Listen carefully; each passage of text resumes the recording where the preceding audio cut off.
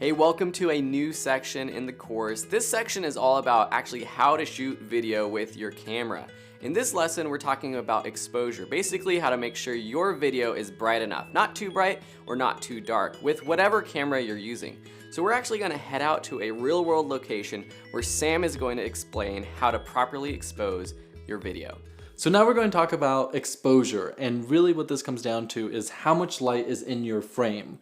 And we decided to do this in Phil's kitchen just because a lot of times in documentaries or even shooting something for yourself, you want to be in a natural environment. So when it comes to exposure, light is really what we're talking about. It's how much light is on your subject, how much light is in your frame, and there's three ways that you control this. With a smartphone, you won't necessarily set these, but they will be affecting your image. And for DSLRs or mirrorless cameras, it's really essential, and that's your shutter speed, your f-stop or iris or aperture, and your ISO. So the first is shutter speed. Back in the day, for an old film camera, this would be you take a photo and how quickly did that shutter expose your piece of film.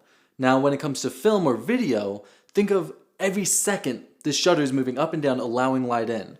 A slower shutter speed allows more light. A faster shutter speed allows less light. So currently I'm at 1/50th shutter speed. So let's go a little bit slower. Oh man, we're getting way overexposed here. Get the exposure. All right, so I'm at let's go 1/10th shutter speed. I'm now at a f6.3 ISO 200. And when the image is still, you can't really tell the difference. But Phil, if you could, there we go. See, the hand is all blurry. You can't really see it. If you're moving the camera, it has this weird sort of jittery effect. It can be really cool. And this is actually, a lot of people do this at nighttime to get a cool sort of ghostly effect. Now let's bring the shutter back up, and I just want to show that movement again at 1/50th shutter, and this is really what I consider to be the standard. So you can see there's still a little bit of that blur, but it's manageable. It looks more natural. Now let's go crazy. Let's go to 1/400th shutter, and I think this is where a lot of people go out into the day and they need to expose properly, so they bring their shutter way up. So I'm at 1/400th shutter, ISO 200, f2.8, and you can see there's a lot less blur on his hand now. It's a much sharper, crisper image. Some people like this effect. Saving Private Ryan's a great example of higher shutter stuff, but it can look a little too sterile, a little too digital for me. So personally, I like to shoot at 1/50th. Next is f-stop. It's how much light your lens is allowing in. So on the inside, there's an aperture. It's very similar to your eyes. When there's a lot of light, you'll have to close down the aperture, making a much smaller hole. If you want to allow more light in, you open it up. So we're at 2.8 here.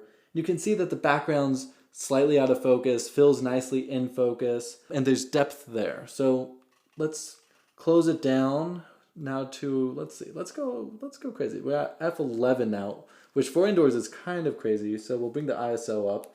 And now you can see that a lot more is in focus. You can see the background image, you can see Phil in focus, everything's kind of in focus. So this can be great if you're running and gunning, or maybe you're trying to have everything just look nice in frame and everything in focus. For me personally, I love being as open as possible. I think having that shallow depth of field is really the look I prefer, but it's different for everyone.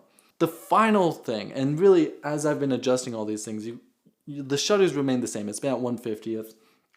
We're at f2.8, but the ISO is sort of the last piece to this puzzle.